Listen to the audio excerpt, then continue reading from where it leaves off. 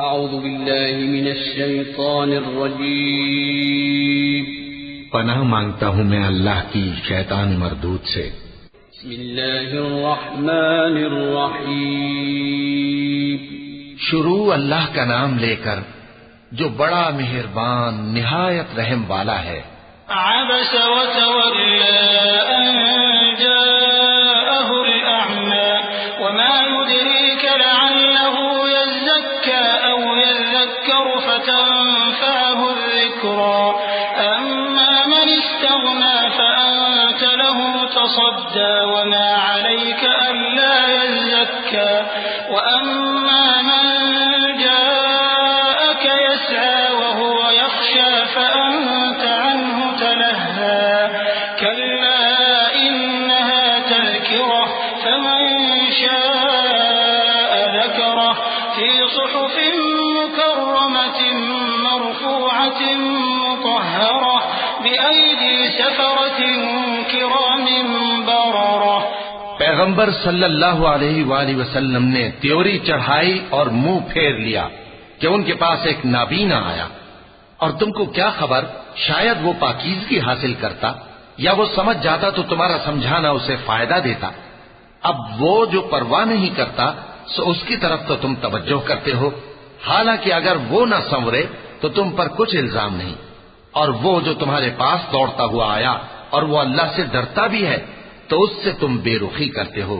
دیکھو یہ قرآن نصیحت ہے، پس جو چاہے اسے یاد رکھے، قابل ادب ورقوں میں لکھا ہوا جو بلند مقام پر رکھے ہوئے اور پاک ہیں، ایسے لکھنے والوں کے ہاتھوں میں ہیں جو بلند مرتبہ اور نیکوکار ہیں۔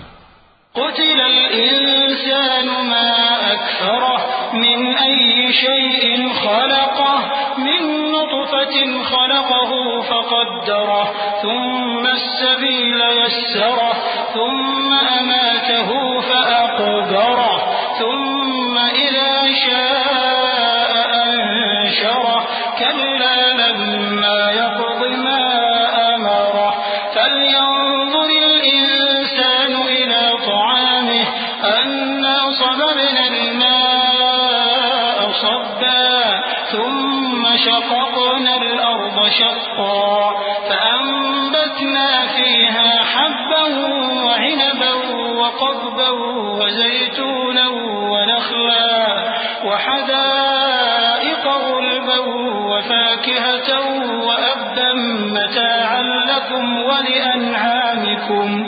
انسان مارا جائے، یہ کیسا ناشکرا ہے۔ اسے اللہ نے کس چیز سے بنایا؟ نطفے سے بنایا، پھر اس کا اندازہ مقرر کیا، پھر اس کے لیے رستہ آسان کر دیا، پھر اس کو موت دی سو اسے قبر میں پہنچایا، پھر وہ جب چاہے گا اسے اٹھا کھڑا کرے گا۔ کچھ شک نہیں کہ اللہ نے اسے جو حکم دیا اس نے اس پر عمل نہ کیا۔ تو انسان کو چاہیے کہ اپنے کھانے کی طرف نظر کرے۔ بے شک ہم ہی نے پانی برسایا، پھر ہم ہی نے زمین کو اچھی طرح پھاڑا، پھر ہم ہی نے اس میں اناج اگایا اور انگور اور ترکاری اور زیتون اور کھجوریں اور گھنے گھنے باغ اور میوے اور چارہ، یہ سب کچھ تمہارے اور تمہارے مویشیوں کے لیے بنایا۔ فإذا جاءت الصاخة